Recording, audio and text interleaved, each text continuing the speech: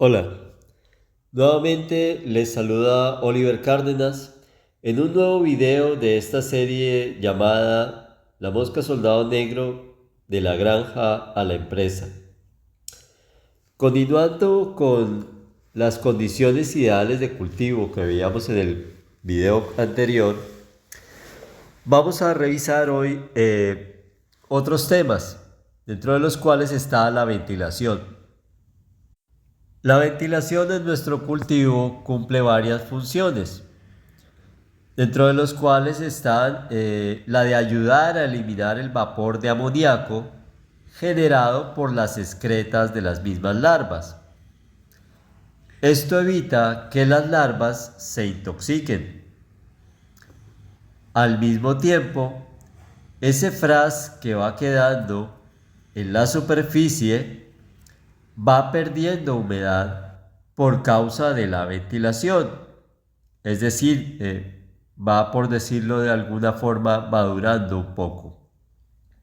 Y estando listo, pues se necesita que haya perdido la mayor cantidad de humedad posible para poderlo almacenar correctamente.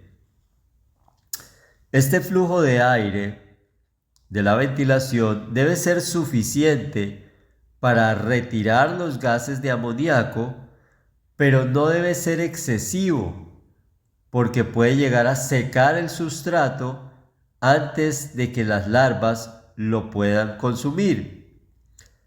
Recordemos de que la humedad ideal del sustrato siempre debe estar entre el 70 y el 80%. ¿Qué hace la diferencia? Bueno, eso depende de mi tasa de pérdida de humedad diaria. Yo puedo comenzar mi cultivo con 70%, pero si veo que pierde mucha agua o se seca muy rápido mi sustrato y las larvas no lo alcanzan a consumir, entonces debo aumentar la humedad inicial del sustrato para evitar este tipo de problemas. Recordemos que ellas necesitan entre el 65 y 70% de humedad para consumir de forma ideal el sustrato. Hay dos factores que día a día me generan pérdida de humedad, y estoy hablando de cultivos outdoor, no de cultivos con sistemas controlados de clima. Estos dos factores son obviamente la temperatura, el calor que hace, porque esto me evapora el agua a una velocidad o a otra, dependiendo. Si tengo una temperatura de 35 grados, pues el agua se evapora mucho más rápido que a 28 o 27 grados. El otro es la ventilación. La ventilación también me genera deshidratación. Entonces, esa tasa de pérdida de humedad es una combinación de estos dos. Puede que yo tenga una temperatura de 25 grados, pero si tengo una ventilación excesiva, me puede llegar a deshidratar el sustrato, por lo menos en la parte superficial, y ya las larvas no van a tener acceso a ese alimento.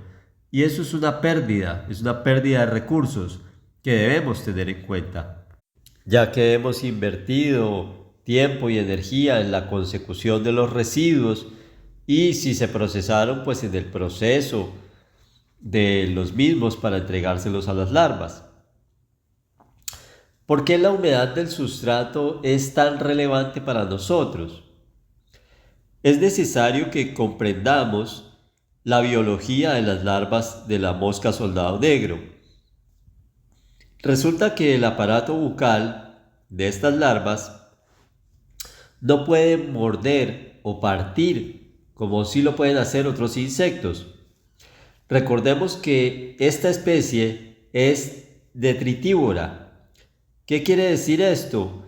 Que se alimentan de materia orgánica que ya lleva algún proceso de descomposición. Por esto su aparato bucal lo que tiene es una serie de uñas que lo que hacen es rasgar continuamente el alimento. Si el alimento no es lo suficientemente blando, será muy difícil para las larvas el ingerirlo o el aprovechar ese recurso. Es por esto que lo ideal es moler los residuos a piezas muy pequeñas, idealmente de menos de 1 centímetro de tamaño. Y entre más pequeño se pueda, mejor. Lo ideal y casi perfecto sería 1 a 2 milímetros. Y siempre manteniendo una humedad mínima del 70%. Como ya les decía anteriormente, es importante conocer la tasa de deshidratación que presenta mi sustrato en cuanto a la ventilación y la temperatura que tengo en mi ambiente, porque de eso depende de que mi humedad inicial o sea 70, o si tengo una temperatura como 32, 35 grados, pues ya tendré que subir la humedad a 75, hasta 80 sería el límite. Por encima de 80 ya se presentan problemas que no nos convienen, entonces no es una humedad que sugiera utilizar. Bueno, y hasta aquí nuestro video del día de hoy. En la próxima oportunidad veremos un poco más acerca de los aspectos generales de cultivo de la mosca soldado negro. Hasta una próxima oportunidad.